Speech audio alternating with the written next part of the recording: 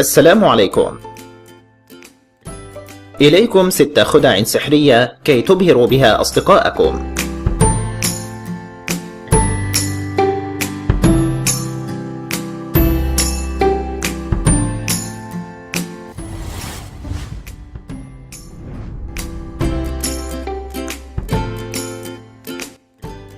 ستة: إخفاء عملة معدنية على ورقة بيضاء. الآن سنتعلم كيف نستطيع إخفاء عملة معدنية باستخدام كأس وورقة بيضاء. كل ما علينا فعله هو قلب الكأس على ورقة بيضاء بهذه الطريقة، وباستخدام قلم رصاص نقوم برسم دائرة على حدود فوهة الكأس هكذا، ثم نقطع هذه الدائرة ونلصقها بفوهة الكأس بهذه الطريقة، وكل ما سنقوم به هو تغطية العملة المعدنية بهذا الكأس بكل سهولة.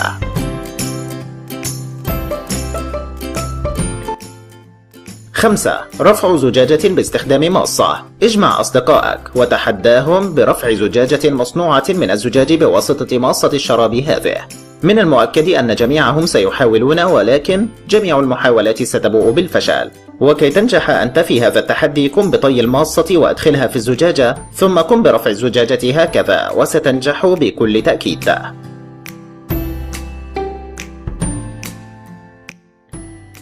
4. وضع كوب من الماء على 2 آخرين باستخدام ورقة نقدية. كي تقوم بهذه الخدعة ستحتاج 3 أكواب من الماء وورقة معدنية. والآن أطلب من أحد أصدقائك أن يحاول وضع الكوب الثالث فوق الكوبين الآخرين باستخدام هذه الورقة النقدية كحامل لها. اتركه يحتار قليلا ويضيق به ذرعا من كثرة المحاولات، وعندما يستسلم قم أنت بفعل هذا. قم بطي الورقة النقدية على شكل مروحة بهذه الطريقة. والآن كل ما ينقصك هو وضع الكوب فوق هذه الورقة المطوية، وهكذا لن يقع الكوب أبدا.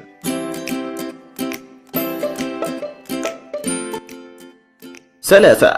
كيف تحمل كوبا من الزجاج باستخدام عملتين من دون أن تلمس الكوب. كي تقوم بهذه الخدعة تحتاج إلى كوب من الزجاج وعملتين معدنيتين.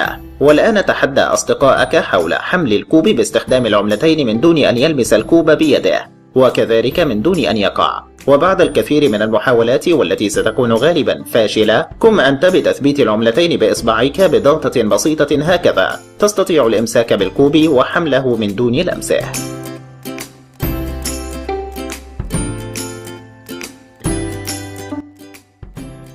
2. توصيل 9 نقاط ب4 خطوط مستقيمة من دون رفع القلم. إذا قمت بعمل هذه الخدعة تأكد أنك ستذهل جميع أصدقائك. كل ما تحتاجه هو ورقة بيضاء وارسم بها 9 نقاط بهذه الطريقة، ثم اطلب من صديقك أن يوصل 9 نقاط ب4 خطوط مستقيمة من دون أن يرفع القلم. وبعد أن يبذل ما لديه من محاولات فاجئه أنت بالتالي. كل ما عليك فعله هو أن توصل 9 نقاط بهذه الطريقة السهلة والبسيطة.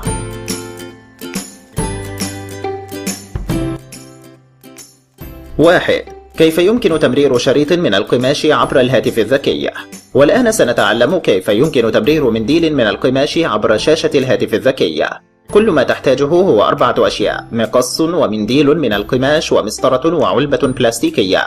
الخطوة الأولى: باستخدام قلم قم بتحديد مسافة 16 سنتيمترا من العرض على قطعة القماش أو المنديل، وطول 60 سنتيمترا، وسيصبح شكلها كما هو موضح أمامكم على الشاشة.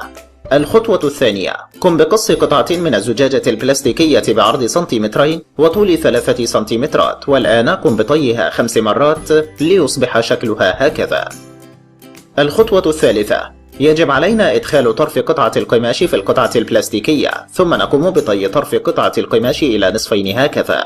وكخطوة أخيرة نأخذ الهاتف الذكي ونعلق الشريط البلاستيكي على الشاشة، ونلقي بطرف من أطراف شريط القماش خلف الهاتف، وها هي الخدعة قد صنعت.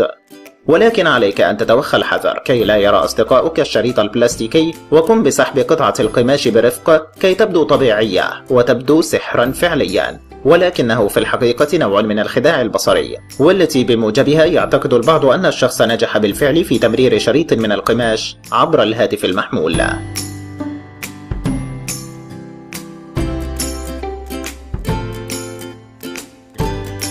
شكرا لكم على مشاهدة الفيديو. لا تنسوا الإعجاب به والاشتراك بالقناة.